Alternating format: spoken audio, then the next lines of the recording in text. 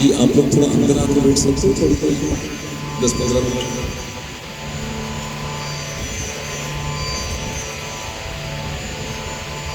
ये ऐसा लगेगा मेहमान करते हैं और हम लोग बाहर चले जाएंगे।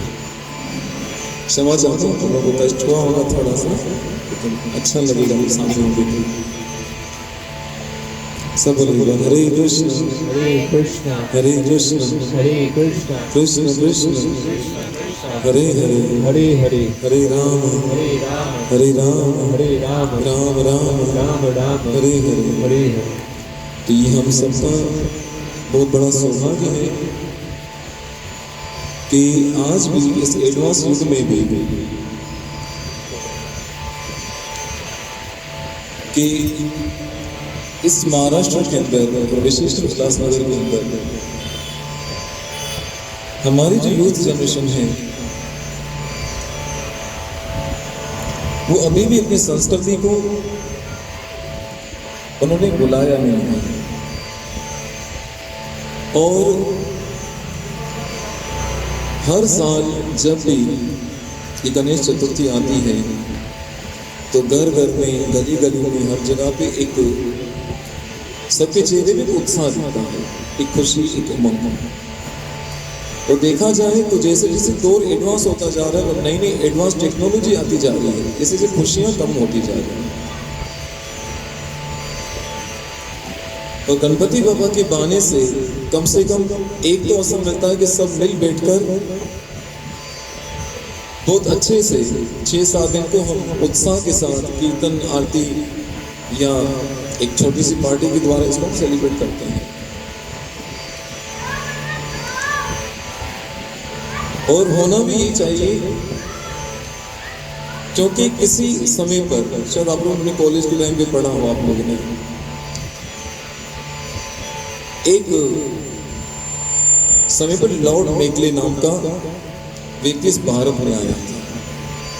पढ़ेगा हिस्ट्री में किसी, वो लॉर्ड मेकले यहाँ पर इसलिए आया था कि इस भारत के लोगों को गुलाम कैसे बनाया जाए। और उनके पास ऐसा क्या है कि ये लोग इतना उत्साह, खुशी और इतना इनके अंदर एकता का भाव है, इनको तोड़ा कैसे जाए।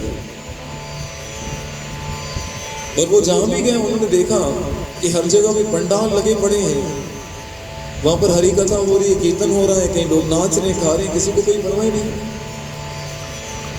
तो उसने फाइनल निर्णय ये लिया कि इनको इनकी संस्कृति से क्या करना चाहिए, दूर करना चाहिए। और उन्होंने पहला उसका क्या काम किया कि हमारी एजुकेशन जो सिस्टम था उसको पूरी तरह से बंद करने का प्रयास किया। और आज भी हमारे इस सनातन धर्म के लोगों में, हिंदू संस्कृति, कई लोगों के मन में ये बैठा हुआ है कि घर के अंदर महाभारत नहीं रखना, महाभारत रखने से क्या होता है, घर पे जंग होती है, लड़ाई होती है। और इस प्रकार की चीजें डालकर या तो हमारे धर्म की जो माइथोलॉजी डाल बनाकर सामने रखा गया, जिससे हमारी जितनी भी सनातन संस्कृति को पूरी तरह से फरार करके नष्ट भ्रष्ट करने का प्रयास किया गया। और उसकी जगह पे क्या आ गया, कॉन्वेंट स्कूल।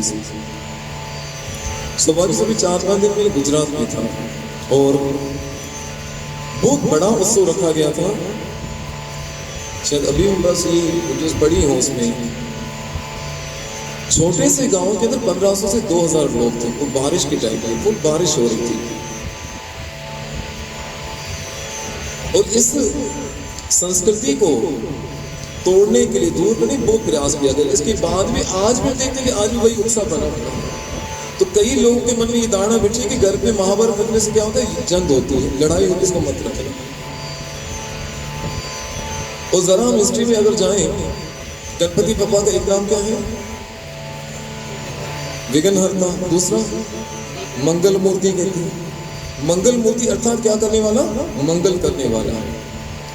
और हो सकता है आप में से कोई बद्रीनाथ गया हो, कोई गया आप में से, गौरव नहीं, आप में से कोई उस बद्रीनाथ की लास्ट बॉर्डर पे, जहां से चाइना बॉर्डर स्टार्ट होता है, वहां पर 2 स्थान है जिसको कहते हैं गणेश गुफा और व्यास गुफा।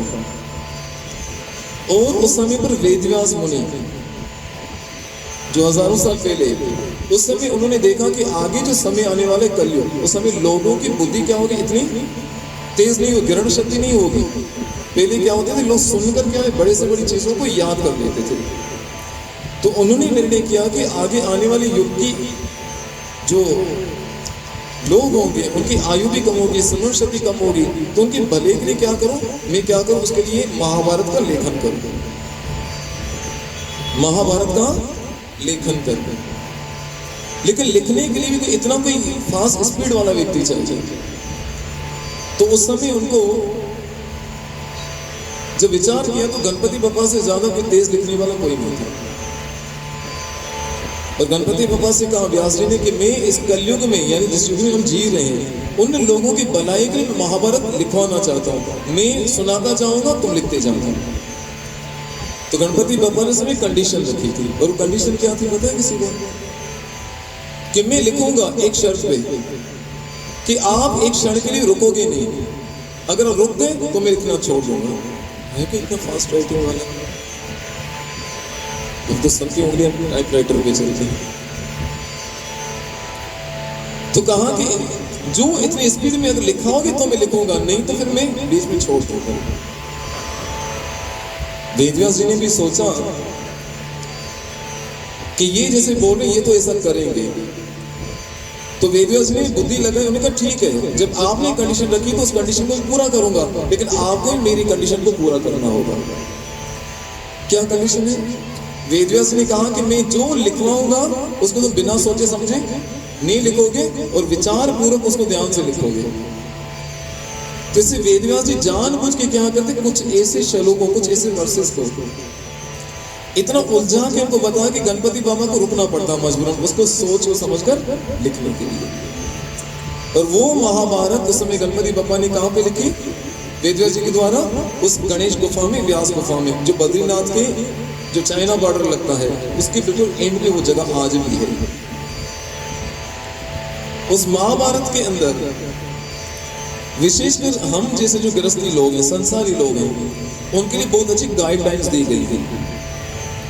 बहुत सारी चीजें, यानी कि आपको बिजनेस कैसे अच्छा चलाना है, देश कैसे चलाना है, एक जो खेती बाड़ी का किसान उसको कैसे होना चाहिए, हर जो हमारे परिवार का जो कैरेक्टर, उस सबके लिए बहुत अच्छी गाइडेंस है। और बहुत ऐसी स्टोरियां हैं अच्छी अच्छी। हम तो ये 2 नंबर की फालतू लव स्टोरी देखते हैं, वो भी एक साल एक पिक्चर आती है 100 करोड़ कमा के चली जाती है। जबकि असली स्टोरी अगर महाभारत के अंदर देखो इतनी इंटरेस्टिंग और वास्तविक उसमें स्टोरियां हैं। जैसे विशेषकर नल और दमयंती की लव स्टोरी इसमें आती है, और पढ़ोगे तो रोमांचित हो जाओगे। लेकिन हम लोग अब इतना ज्यादा जो झुकाव इन बॉलीवुड की तरफ हो चुका है या हॉलीवुड की तरफ हो चुका है कि अपनी संस्कृति को देखने के लिए समय ही नहीं है। अच्छा, उन पिक्चर्स में दिखाया भी क्या जाता है, और विशेषकर जब कोई थकता है ना, वो थक जाता है, मंडे हो या फ्राइडे या ट्यूसडे छुट्टी होती है, चलो यार नई पिक्चर आई ना उसको देखने चलते हैं। ये ऐसे लगा सत्यनारायण की कथा हो गई, कंपल्सरी करनी ही, दुकान खोली तो ऐसे हमने अपने जीवन में लगा के रखा है। अच्छा, उसमें दिखाया क्या जाता है, और याद रखो ना, हमारा जो मन है ना वो एक ट्रांसपेरेंट की तरह है, जिस चीज को देखेगा उस जैसा रंग पकड़ लेता है। आप 4 बार किस व्यक्ति के साथ घूमो, जैसे उसका हाव भाव, जैसे उसका बोलचाल होगा, आप ऑटोमेटिक उसकी तरह बोलना शुरू कर दोगे। सब बोलिए जरा, जय श्री कृष्ण, जय श्री कृष्ण, जय श्री कृष्ण, जय श्री कृष्ण, जय श्री कृष्ण, जय श्री। अच्छा, उन पिक्चरों में देखते देखते हमारा पूरा जो प्रैक्टिकल जो लाइफ है वो भी हमारी ऐसी हो जाती है। अब उसमें दिखाया क्या जाता है, एक हीरो और हीरोइन, और दोनों के पेरेंट्स जो उनको मिलने नहीं देते, दोनों घर से भाग जाते हैं, बहुत मार पिटाई होती है, ये होता है वो होता है। आखिर में फिर फिल्म कहाँ पे एंड होती है? हैप्पी एंडिंग पे, हीरो हीरोइन मिल गई, है ना? हम लोग खुश, वाह यार क्या पिक्चर चलती। और ये बॉलीवुड वाले भी इतने होशियार होते हैं ना, वो हीरो हीरोइन मिल गए, उसके बाद की स्टोरी नहीं दिखाएंगे जो एक दूसरे के बाल नोचने के बाद, उसके बाद की दिखाएंगे सब तौबा करें। इसलिए मैं कल परसों पढ़ रहा था, जिंदगी में 3 गलतियां मत करना। पहली गलती, अपने पेरेंट्स के कहने पे शादी मत करना। मैं हैरान था, मेरा उत्साह बड़ा, एक्साइटमेंट कि आगे क्या बोलेगा। दूसरी गलती क्या होगी? बोले दूसरी गलती, कभी अपनी मर्जी पे शादी मत करना। ये तो यार समझ नहीं रहा। हो सकता है तीसरा कोई अच्छी बात बोले। तीसरी बात बोले, शादी कभी नहीं करना। मैंने कहा ये पिक्चर वाले अगर दिखाते ना कि इसके बाद क्या होता है, तो ये पिक्चर देखने लोग छोड़ दें, उनको 100 करोड़ ऐसे थोड़ी मिल जाते हैं। और हम लोग उनको देख करके माइथोलॉजी, उन झूठ पिक्चरों को देख के अपने जीवन को पूरा ऐसा बना देते हैं। कभी हमारा हेयर स्टाइल भी ऐसा हो जाता है, हमारा बोलना भी ऐसा हो जाता है, सब कुछ ऐसा, यानी कि हम अपनी नेचुरल लाइफ से बिल्कुल दूर हो जाते हैं। तो उस समय जो ये गणपति बापा ने जो महाभारत लिखी, किसके भले के लिए? हम जैसे लोगों के भले के लिए। लेकिन मैं विश्वास से कह सकता हूँ आज जितने लोग बैठे इसके किसी के घर पे महाभारत होगी नहीं है, किसी के घर पे, किसी के घर पे नहीं। जबकि आज भी आपके मोबाइल में कोई कोई पिक्चर जरूर पड़ी होगी। जो सत्य है उससे दूर होते जा रहे हैं, इसलिए फैसिलिटीज बहुत आ गई हैं, लेकिन सुख वो नहीं। जितनी फैसिलिटीज कम थी ना पहले के जमाने में, पूछो अपने बड़े बुजुर्गों से कि उस समय उनकी इतनी सुविधाएं नहीं होती, एंड्रॉइड फोन नहीं होती, इतनी बड़ी गाड़ियां नहीं होती थी, इतनी बड़ी इंडस्ट्रीज नहीं होती थी, लेकिन सुख ज्यादा थे। सुविधाएं ज्यादा हो गई लेकिन सुख कम हो गए, क्योंकि वास्तविकता से हम दूर होते जा रहे हैं। और उस महाभारत के लिए हमारे दिमाग में क्या डाला गया कि घर पे मत रखना, इससे लड़ाई होती है। अब एक तरफ हम गणपति बाबा को बोलते हैं विघ्नहर्ता, एक तरफ हम बोलते हैं मंगल मूर्ति। तो क्या जिसको मंगल मूर्ति बोलते हैं, विघ्नहर्ता बोलते हैं, क्या वो कभी हमारे अमंगल के लिए ऐसा काम कर सकते हैं? कभी नहीं। पहले तो गणपति बाबा के आने से हमें ये संदेश समझना चाहिए कि उन्होंने जो महाभारत लिखी उसको समझना चाहिए। और उसी महाभारत का एक पार्ट है भगवत गीता, जो आज इस भारत का जो प्रधानमंत्री फर्स्ट टाइम जब ये जापान गए थे तो वहां के प्राइम मिनिस्टर को ये भगवत गीता गिफ्ट की थी और कहा था कि मैं समझता हूं कि इस दुनिया में सबसे अच्छा गिफ्ट देने के लायक और सबसे अच्छा गिफ्ट लेने के लायक इससे बढ़कर कोई नहीं हो सकता। और वो जो उस समय पर लोग कहते हैं भारत लोग सपेरों का देश है, गरीब बस्तियों का देश है, आज पूरी दुनिया जो चांद में नहीं पहुंच पाई वो भारत पहुंच पाए। ये हमारी संस्कृति। इसलिए अपनी संस्कृति की जड़ों से जुड़े रहने के लिए ये बहुत जरूरी है कि हम इस तथ्यों को समझें। ये तो अच्छा है, उल्लासनगर में कुछ समय से 1-1.5 साल से देख रहा हूँ बहुत अच्छा एक वो गणपति बाबा के टाइम पे एक अच्छा सा वातावरण बन रहा है। नहीं तो पहले में क्या देखता था, जब गणपति आता तो बड़े बड़े गणपति एकदम आसमान को छूने वाले, और लाया कैसे जाता, आंखों पे पहले पट्टी बनी होती थी, है कि नहीं? आप लोगों को याद होगा, शायद आप भी कभी इसका पार्ट बने हो। आंख पे पट्टी, पीछे इतनी बड़ी लाइट्स, डीजे, वो साथ में क्या चलाया जाता था? अरे लोगों मुझे पहचानो, सुनो मैं हूँ डॉन। ये बहुत कई बार मैंने सुना था। गणपति बाबा परेशान होंगे, यार मैं कहाँ के फंस गया, ये तो डॉन की दम क्या दे रही है, इतनी डीजे लाइट्स, ये क्या सब। और एक साधारण सी बात है कि आपके घर में जो मेहमान आता है ना, आप उसको उसके अनुरूप ही उसकी सेवा करेंगे, उसका स्वागत करेंगे। मान लो कोई आपके पास गुजरात से कोई मेहमान आ गया तो उसको क्या खिलाओगे? उसी को जो सूट करेगी वो डिश देंगे, उस जैसा वातावरण उसको देंगे। या कोई बाहर विदेश से कोई आ गया, अब यूएस से कोई आ गया, अब उसको उसके अनुरूप उसको आप सबको स्वागत करेंगे, खान पान की चीजें देंगे। एक छोटी सी बात समझिए कि गणपति बाबा हमारे बीच में आते हैं कहां से आते हैं? विग्रह स्वरूप में, तो हमारे लिए विग्रह स्वरूप धारण करते हैं। नहीं तो गणपति इसी स्वरूप में साक्षात कहां पे विराजते हैं? कैलाश पर, जहां पर महादेव जी, माँ पार्वती और उनके साथ के परिवार में कौन है? कार्तिकेय। और कौन है? स्वयं गणपति बाबा। अब इस पूरे परिवार को अगर आप देखेंगे, मैं 10 मिनट में अपनी वाणी को विराम दूं। जब गणपति बाबा आते हैं तो कुछ हमें संदेश जरूर स्वीकार करना चाहिए जीवन में, तब मंगल होगा। खाली बिठाकर आरती करने से एक रिचुअल्स एक पूरे हो जाएंगे, बाकी कुछ मैसेज हमें अच्छा नहीं मिलेगा। हमें पहले ये समझना है कि जिस परिवार से गणपति बाबा आते हैं, यानी कहाँ से? कैलाश से, जहाँ महादेवी, माँ पार्वती, जहाँ कार्तिकेय सब रहते हैं।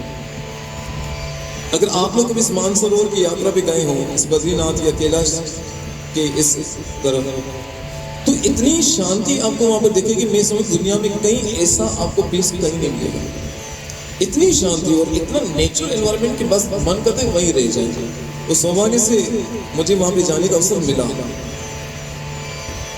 वो अलकनंदा की ऐसी कलकल करती धारा, एकदम स्वच्छ, ऐसा पानी का कलर आप देखो हैरान हो जाओ। और इतनी प्योर वहां पर सांस लेने में मजा आता है, एकदम शांति। तो उस कैलाश के ऊपर एक भक्त महादेव जी से मिलने गए। और समझना जो मैं बताना चाह रहा हूं, वहां महादेव जी से कहा कि प्रभु मैं देख रहा हूं कि इस कैलाश के ऊपर बिल्कुल पूरी तरह से शांति है, कोई लड़ाई झगड़ा, कोई हॉर्न, कोई ये कोई किसी को डिस्टर्ब करने वाला नहीं, और इतना आराम से यहाँ पर कोई भी आके अपने मन को शांत कर सकता है। शायद मेरे को लास्ट जो इलेक्शन हुए थे उसमें प्राइम मिनिस्टर मोदी भी इलेक्शन के बाद सीधे कहाँ चले गए थे? हिमालय चले गए थे और कहा था मैं अपने से मिलने गया हूँ। तो महादेव जी से पूछा कि मैं एक प्रश्न पूछना चाहता हूँ कि आपके कैलाश में इतनी शांति है कैसे? क्योंकि अगर आप ध्यान से देखेंगे तो महादेव के पूरे परिवार के अंदर, अच्छा महादेव की सवारी क्या है? बोलिए जरा। का अच्छा नंदी। माँ पार्वती अर्थात दुर्गा शेरावाली जिसके नाम से जानते हैं, उनकी सवारी क्या है? अच्छा इसके बाद कार्तिकेय की सवारी क्या है? मोर। गणपति बाबा की सवारी क्या है? मूषक। अच्छा महादेव जी के गले में क्या रहता है हमेशा? सांप। अब इन सब का स्वभाव अगर आप देखोगे तो बिल्कुल एक दूसरे से अपोजिट। शेर को और उस नंदी को अगर अकेला खुला छोड़ दो किसी जगह पे तो क्या होगा परिणाम? क्या परिणाम होगा? बेल तो चट्ट हो जाएगा, शेर रह जाएगा, यानी आपस में उनकी शत्रुता, बिल्कुल विरुद्ध भाव। समझना बहुत काम का मैसेज शिव परिवार से पूरा हमारे लिए। और इस सूत्र को अगर जीवन में धारण कर लिया हमारे जीवन में बहुत मंगल होगा और सुख शांति बनी रहेगी। तो शेर और नंदी अर्थात बेल दोनों की आपस में कभी नहीं बनती, वो एक दूसरे के क्रॉसिंग से। फिर आप जरा और ध्यान से देखेंगे तो कार्तिकेय की सवारी क्या है? मोर। और महादेव जी के गले में क्या रहता है? अच्छा इन दोनों को अगर छोड़ दो तो कौन बचेगा? कौन बचेगा? नहीं मोर बचेगा। नेशनल ज्योग्राफी से नहीं देखी। मोर सांप का दुश्मन है और सांप को वो चट कर जाता है। फिर आप देखो सांप और मूषक इन दोनों को साथ में छोड़ दो तो क्या होगा परिणाम? कौन बचेगा? सांप बचेगा। अर्थात सबके क्या है स्वभाव, सबकी नेचर बिल्कुल अलग। इसके बाद भी एकदम शांति। तो ये व्यक्ति भगवान महादेव से पूछने लगे कि आपके कैलाश में इतनी शांति है क्यों? सबके स्वभाव के एक दूसरे से जाहिर है। महादेव जी आएंगे तो नंदी को पार कहाँ पे करें? कैलाश भी करेंगे। माँ शेरावाली आएंगे तो शेर भी वहीं पे रुकेगा, मोर भी वहीं रुकेगा, सांप भी वहीं रुकेगा। विविधता में एकता का संदेश हमें शिव परिवार से मिलता है। भले हमारा सबकी अगर एक सनातन धर्म में कोई किसी स्टेट से वास्ता रखता हो, लेकिन क्या सबका स्वभाव इस भक्ति से या महादेव या संस्कृति से जुड़ने से सबका एक हो जाता है। महादेव से पूछा सबका स्वभाव अलग, कहीं अशांति नहीं थी, इसका कारण क्या है? इसे कौन सा मंत्र है? उस समय महादेव जी ने उत्तर दिया कि इस कैलाश पे सबका क्या है भाव, सबका स्वभाव सबसे एक दूसरे विपरीत है। लेकिन मैं सदैव क्या करता रहता हूँ? राम रमेति रमे रामे मनोरमे। मैं उस राम नाम का क्या करता रहता हूँ? स्मरण करता रहता हूँ। श्री राम जय राम श्री राम। तो राम मंदिर भी बनने वाले, आप तो थोड़ा उत्साह दिखाओ। श्री राम जय श्री राम जय राम।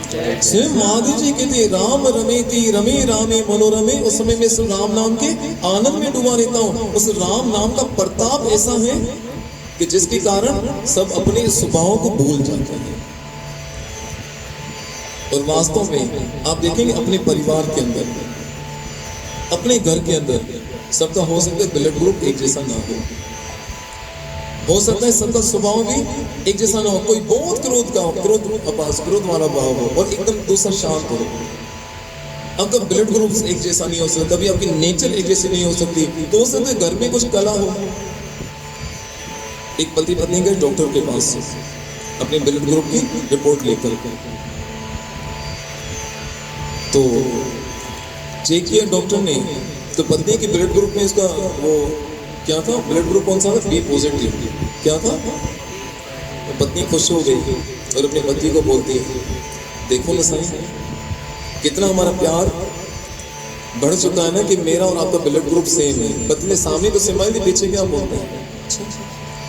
तेरा अपनापन है किधर? मेरा पीपी के तो बी पॉजिटिव हुआ है तेरा, मेरा बी पॉजिटिव, तेरा कुछ और था।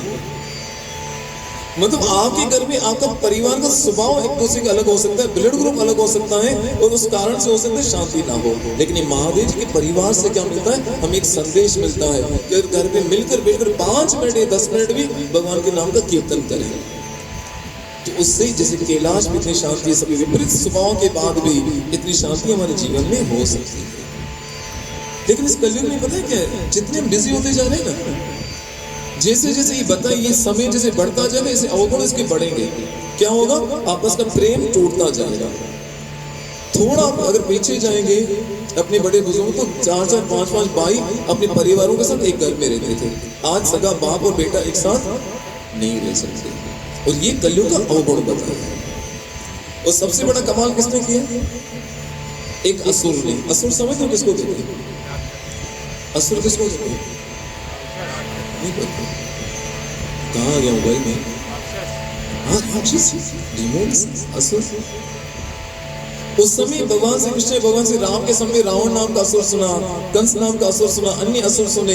इस कलयुग में भी एक असुर अभी भी बैठा है, और वो ऐसा असुर से एक लेटेस्ट उसने क्या एक मॉडल बना लिया है। और वो असुर कौन है पता है?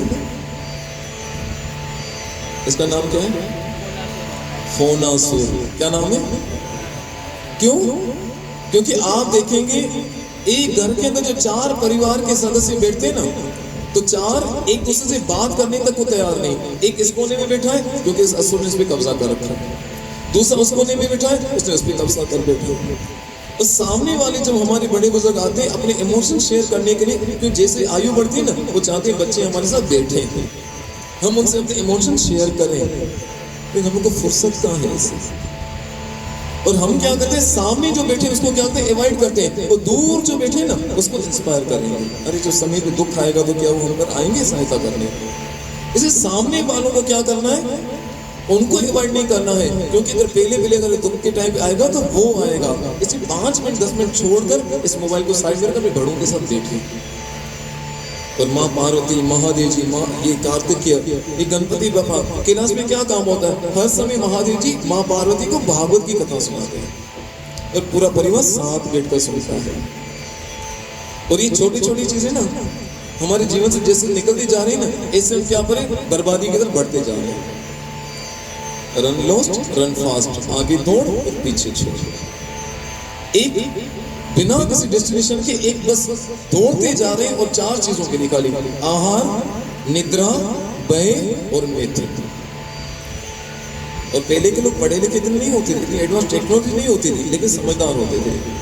जब एक साथ मिलते थे तो एक दूसरे को क्या बोलते थे? जो साथ में मिलते थे ना, तो पता है क्या उनका होता था? एक दूसरे को ग्रीटिंग करने के लिए क्या बोला जाता था? जय श्री कृष्ण, हरि ओम, हरि बोल, जय श्री राम, ऐसे बोला जाता था। अच्छा, अब हम लोग इतने एडवांस हो गए, जो मिलता है तो क्या बोलते हैं? बोलो, जोर से तो बोलो। हेलो, हाय। किसी को चलो फोन पे किसी को बात करेंगे तो फिर क्या आवाज आएगी? हेलो। तो थोड़े स्टाइल में बोलो तो हेलो। अब आज तक कभी आपने सोचा इस हेलो की मीनिंग क्या है? भाई सब एजुकेटेड हो कि मेरे जैसे? हेलो की मीनिंग क्या है? कोई पता नहीं कुछ, फिर भी बोले जा रहे हैं हेलो। अगर थोड़ा सा जाएंगे तो पता चला क्या नाम था उसका? Graham Bell. Alexander Graham Bell जिसने फोन का इन्वेंशन किया, उसकी गर्लफ्रेंड का नाम था, और पहली बार जब उसने फोन की तो पहले उसको हेलो बोला था, उसकी गर्लफ्रेंड का नाम था। अब उसने तो 32 साधना की, नहीं भूत बन गई होगी, आज भी उसको याद करते हैं। और हमारे सिंधी समाज में एक ये रिवायत है कि हम अपनी भाषा में कुछ इंग्लिश के शब्द जरूर ठोक देते हैं। हेल लो मतलब हेल किसको बोलते हैं इंग्लिश में? गो टू हेल, नरक में जाओ। हेलो, तुम क्या लो? नरक लो। सामने वाला भी क्या बोलेगा? तो तुमने मुझे बोला, तुम भी लो नरक। बोलते नहीं बोलते हैं? बताओ। अरे इस जीवा के ऊपर सरस्वती माता का निवास होता है। जब हम हरे कृष्ण बोलते हैं ना, तो सामने वाले जय श्री कृष्ण बोलते हैं, हमारे पुण्यों के अंदर हमारी अकाउंट में पता नहीं कितने पुण्य पड़ जाते हैं। अब इसको अनजाने हम किसी को बदवा दे रहे हैं, हेलो नरक में जाओ, तुम भी नरक में। फिर जब क्या कहते हैं, कोई दूर से मिलेगा तो क्या बोलेंगे? हाय बोलो तो जरा। नहीं सच्ची में जैसे बोलो, नेचुरल जैसे। यार प्लीज थोड़ा इजी होके बैठो ना। मैं कोई बड़े को आपको भाषण तो दे नहीं रहा हूँ, एक जनरली बात कर रहा हूँ मैं। इसलिए दाऊद इब्राहिम की बेटी की शादी, उसमें बेटे सब डरे डरे बैठे, कोई हंस भी नहीं रहे। क्या बोलते हैं जब मिलते हैं तो हाय। कभी मतलब पता है कि हाय की मीनिंग कुछ कभी सर्च किया डिक्शनरी में? हाय क्या इसका मीनिंग? लेकिन हमारी भाषा में सिंधी में हाय किसको बोलते हैं? बोलो। जब कोई दुखी होता है ना, मुआ दुखी हाय लगे, बोलते नहीं बोलते? तो सामने वाला भी खुश होगा, तूने मुझे दिया है तो मैं भी तुमको क्या बोलूंगा? तुमको भी हाय। अनजाने में सब बनते हैं। मुझे समझ नहीं आ रहा है हम जिस दिशा में बढ़ रहे हैं। अब ये बर्थडे का केक काटते हैं, केक का उसमें कॉन्सेप्ट क्या है मुझे आज तक समझ नहीं आया। अच्छा हाँ, फिर जाते समय क्या होगा? फिर केक की तरफ बाद में आता है। समझना हम अपने संस्कृति से कितना दूर होते जा रहे हैं। इसलिए सुविधाएं हैं लेकिन सुख कम हो गए हैं। फिर जब जाते जाते में क्या बोलेंगे? बाय की मीनिंग क्या है? इंग्लिश में तो कुछ नहीं, सिंधी में बोलो तो बाय बोलो तो भी भाई लगे। ये हेलो हाय ये पता नहीं, समझ नहीं आ रहा। अच्छा ये हमारी सनातन संस्कृति, आज विदेशी लोग पता है क्या है? वो इस भगवत गीता को, इस भागवत को, इस कृष्ण भक्ति को पूरे विश्व में इस्कॉन के नाम से आप जानते होंगे। आप पूरे विश्व के अंदर भगवत गीता की जो टीचिंग्स है वो पूरी तरह से फैलती जा रही है और हम अपनी संस्कृति से दूर होते जा रहे हैं। लेकिन मुझे आज भी समझ नहीं आता, भगवान श्री कृष्ण की जन्माष्टमी आती है साल में एक बार, कितनी बार? अब नया चौंचला शुरू हुआ है हमारे उल्लासनगर में, प्री बर्थडे सेलिब्रेटिंग, है ना? अरे जो अकल ब्रह्मांड का नायक वो साल में एक बार मनाता है, हम तो 3 महीने पहले शुरू हो जाते हैं। लेकिन उसमें भी कोई मुझे वो लॉजिक नहीं दिखती जो हम अपने जीवन में खुद अपना अनर्थ कर रहे हैं। पहले लाएंगे बर्थडे में क्या? केक। केक के ऊपर क्या रखना जाता है? कैंडल। और कैंडल के ऊपर एक और भी चीज होती है, शायद, है ना? ऐसे ही मनाते हैं ना पक्का। अच्छा फिर पहला उसमें काम क्या होता है? अब एक नया सिस्टम निकला है। आपने गलती से अपने दोस्त को बता दिया कल आज मेरी बर्थडे, कौन सी बर्थडे? 27। सब शुरू हो जाएंगे बेल्ट निकाल के, या वो क्या बोलते हैं इसको? Birthday bombs. वाह, देखा है? मैं कुछ दिन पहले बैठा था, मेरा मित्र था, उसने गलती से मुंह से निकाल दिया कल मेरी बर्थडे है। तो साइड में दोस्त बैठे होते उसको टका भर भर कर, मैं क्या कर रहे हो यार? बोले कल की बर्थडे में गिफ्ट दे रहा हूँ। तो वहां पे बर्थडे गिफ्ट्स, वो तो छोड़ दो, हद तब हो जाती है। ब्लैक कलर का जो एक चॉकलेटी केक लाया जाता है, उस केक को आखिर में खाया नहीं जाता आजकल। ये हमारी हरकत है। क्या क्या जिसकी बर्थडे उसके ऊपर ले तू मुंह काला कर, कौन सा जन्म लेके हमारे लिए अच्छा काम कर, पैसे भी उसके, मुंह काला भी उसके। समझ नहीं आती। जबकि हमारी सनातन संस्कृति के अंदर जब केक की कोई है ही नहीं जगह, उस जिस दिन हमारे जीवन में बर्थडे होता है उस दिन क्या किया जाता है? ठाकुर जी के सामने दीपक प्रज्वलित किया जाता है और भगवान से प्रार्थना की जाती है कि प्रभु जिस तरह से इस दीपक से प्रकाश निकल रहा है, ऐसे मेरे कारण किसी के जीवन में कोई दुख ना आए, ऐसी दया करना। और उस दिन अपने शरीर के वेट के हिसाब से गौ माता की सेवा की जाती है। जो गरीब लोग जो जिनकी जरूरत है उनको इस प्रकार का अन्न वगैरह दिया जाता है। इससे हमारे जीवन में आने वाले अनर्थ अमंगल दूर हो जाते हैं। और यहाँ पर क्या होता है? केक के ऊपर पहले जलाएंगे क्या? कैंडल। कैंडल को क्या कहते हैं? जलाएंगे। और दीप के लिए शब्द आते हैं जगाएंगे। जलाएंगे कैंडल, फिर इसको क्या करेंगे? बोलो, फूंक मारेंगे ना। अब फूंक मारेंगे तो मुंह से कुछ और भी निकलेगा, तो केक तो हो गया पूरा झूठा। अच्छा हमारे सनातन संस्कृति जब कभी के दीपक, अगर आरती का क्या होता है, जब आरती की जाए तो पंखे बंद की जाती है कि कहीं ये जोत बुझ ना जाए, उसको अच्छा नहीं माना जाता। और हम अपनी बर्थडे में क्या करते हैं? उस अग्नि को क्या करते हैं? फूंक मारकर उसको पहले बुझा देते हैं। फिर उस केक को खाने के लिए ऊपर क्या छोड़ते हैं? शावर। अपोजिट नहीं हो, ठीक है करो, लेकिन थोड़ा दिमाग भी तो लगाना चाहिए कि हम किस दिशा में जा रहे हैं। और मैं कहता अप्रिशिएट करता हूँ आप सबको कि इस समय आप सबने गणपति बिठाया है, और गणपति के साथ साथ क्या कर रहे हो कि थोड़ा सा चलो उन विषयों पे या थोड़ा सा भगवान के नाम का कीर्तन करें। और वास्तव में इसमें हमारा क्या होगा? मंगल होगा। क्योंकि जो महादेव जी भगवान श्री राम नाम का स्मरण करते हैं और महादेव जी के साथ जब गणपति कार्तिक के सब बैठे अवश्य वो भी सुनते होंगे। और जब यहाँ पर आप 7 दिन 9 दिन 11 दिन के बाद जो गणपति जी को वापस विदाई देते हो, तो हमारे यहाँ पर एक संस्कृति है, घर पे कोई मेहमान आता है तो उसको खर्ची दी जाती है या कुछ गिफ्ट दिया जाता है। तो ऐसे गणपति बाबा जो जाते हैं ना, तो उस समय अगर उन 7 दिन में, 9 दिन में, 11 दिन में आपने उनको अगर ये हरिनाम सुनाया होगा, कीर्तन सुनाया होगा, सत्संग का मतलब वो नहीं, वो पहले वाला दो। सत्संग का मतलब क्या? सत्संग यानी कि अच्छा संग। पर मुझे कुछ परिवार के लोगों ने बोला कि पॉसिबल होगी 5-6 दिन में आप भक्तमाल की कथा के ऊपर चर्चा करना। भक्तमाल अर्थात जो हमारे सनातन धर्म में इस भारत के अंदर ऐसे भक्त हुए जिनके साथ साक्षात भगवान ने लीलाएं की, उनके विषय में थोड़ी चर्चा करना। हाँ, तो मात्र भूमिका बन रही है। 5 मिनट में अपनी वाणी को विराम दो तो उस पर चर्चा करना। आज तो मात्र क्या बन रही, भूमिका बन रही है। तो जिस दिन गणपति बाबा जाते हैं ना, तो उस समय, और आप देखिए कि आरती के लास्ट में भी क्या, कौन सी लाइन गाई जाती है?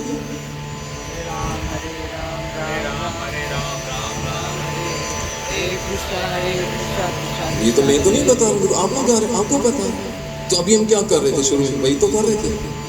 अरे जब लास्ट में आरती के टाइम वो सुनाते तो पहले दिन से उनको ये सुनाएंगे तो अवश्य में मंगल होगा, क्योंकि गणपति वो जाते जाते आशीर्वाद देंगे कि जब इन्होंने क्या किया, मेरा स्वागत इस तरह से किया जैसे करना चाहिए। नहीं तो बड़े दुख से मुझे कहना पड़ता है, कई जगह पे मैंने अपनी आंखों से देखा, पंडाल में गणपति बप्पा होते हैं और कोई नहीं होता, अकेला छोड़ दिया जाता है।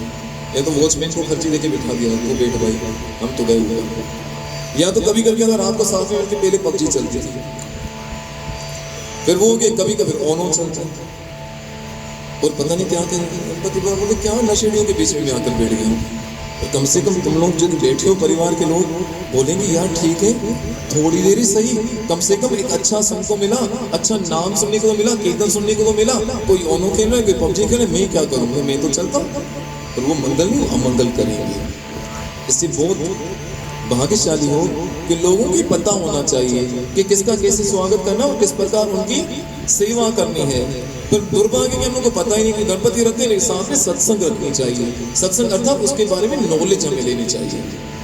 उन लोगों को पता ही नहीं। एक व्यक्ति चला गया हनुमान जी की तपस्या करने, रोज आके प्रार्थना करे, शनिवार को तेल सिंदूर चढ़ाए, इतनी इतनी इतनी सेवा करे, इतनी सेवा करे, हनुमान जी प्रकट हो गए।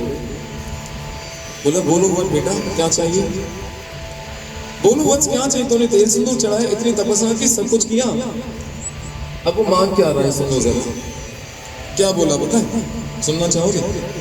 सब बोलो हरे कृष्ण हरे कृष्ण कृष्ण कृष्ण हरे हरे हरे राम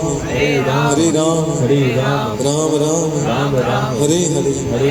इतनी कठोर तपस्या कि हनुमान जी कभी तेल सिंदूर चढ़ाए, कभी क्या करे, हनुमान जी प्रकट रहे। बोलो वत्स क्या चाहिए? तो हनुमान जी बहुत आपकी तपस्या की, बहुत प्रतीक्षा कराई। अरे जल्दी से वर मांगो, क्या चाहिए, देर हो रही, मुझे राम जी की सेवा में जाना है। कुछ नहीं, बस इसके लिए आपको इतना चूना लगाया, मेरी शादी नहीं हो रही, कोई लड़की ढूंढ के दो। हनुमान जी ने उठाया डंडा, नालायक, जिंदगी में अपने लिए ढूंढनी हो, तेरे लिए ढूंढ के दो, चल निकल घर से। लोगों को पता नहीं कि किसकी कैसे सेवा करो, इससे क्या मांगना है। और याद रखना, जीवन जोबन राजमद अविचल रहा न कोई, जो पल बीते सत्संग में जीवन का फल सोई। कि ना हमारे शरीर की शक्ति, ना हमारी वेल्थ, हमारा पैसा, कब सब कभी एक जैसा रहने वाला नहीं है, क्योंकि प्रकृति का नियम है परिवर्तन आना। लेकिन उस समय में, उस परिवर्तन के समय को सहन करने के लिए हमें क्या सहायता करती है? साधुओं का संग हमारी सहायता करता है, ये सत्संग हमारी सहायता करती है। ये जो अनजाने में भगवान का नाम लिया होता है वो उस समय हमारी सहायता करता है। तो मैं आशा करता हूँ कि बाकी कितने दिन बाकी बाकी जितने दिन है, एक क्षमा चाहता हूँ, हमने प्रॉमिस किया था यहाँ पर 7 या 9 दिन के लिए, लेकिन शेड्यूल इतना बिजी था कि आज भी पीछे भागवत थी, एक जगह मैंने मिस किया, और कल परसों शाहपुर में थे, और भी आने वाले दिनों में और ज़्यादा। लेकिन फिर भी धीरज ने बहुत रिक्वेस्ट की, मैं तो ठीक है भाई, जितना टाइम मिला उस टाइम पे हम लोग फिर प्रयास करेंगे। वैसे पड़ोसी साइड में कहीं होते हैं, तो यहाँ से आ जाएंगे, थोड़ा हरी कथा के ऊपर चर्चा करेंगे। तो भाव तो ऐसा आया है, अगर आप लोग सब एग्री होंगे तो हम, अब 4-5 ऑप्शन है हमारे पास। आज तो कभी बेस बनी भूमिका, ऐसे समझ लो। इनसे जब तक गणपति बाबा हैं तो रोज इनको सुनाने आएंगे, इनसे मिलने आएंगे। किस बहाने से? सत्संग के बहाने से। क्योंकि मुझे पता है कि अगर ये सत्संग नहीं हो तो हर कोई अपना सेलफोन लेके लेट जाएगा अपनी भी दुनिया में, कोई किसी से कुछ। गणपति बाबा ठीक है, मुझे भी फोन दे दो, मैं भी यूज करता हूँ, तुम खेलो मैं भी खेलता हूँ। तो फिर इन 4-5 दिनों हम प्रयास करेंगे। मेरे ख्याल में पंढरपुर चलना चाहिए ना, हाँ वो पास में है अपने महाराष्ट्र में। पंढरपुर गए कि आप में से? गोवा गए?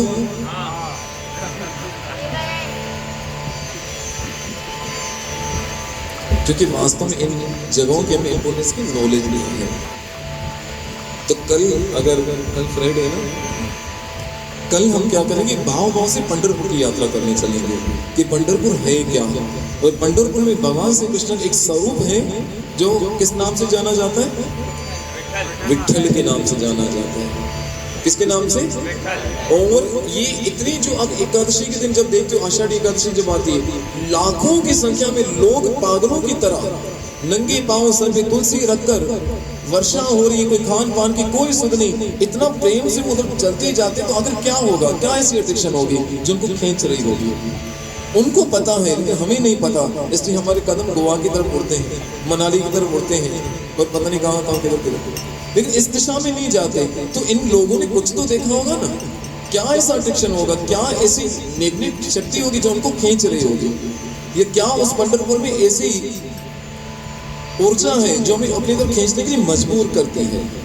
वास्तव में महाराष्ट्र बहुत भाग्यशाली है, क्योंकि यहीं पर भगवान श्री राम के चरण पड़े हैं जो 14 साल का वनवास हुआ। और इसी पंढरपुर में साक्षात भगवान ने एक स्वरूप धारण किया अपने भक्त के लिए, जिनको किस नाम से हम जानते हैं? विट्ठल के नाम से। किस नाम से? अच्छा, विट्ठल की मीनिंग क्या है पता है किसी को? मैं सबके चेहरे पे क्वेश्चन मार्क देख रहा हूँ।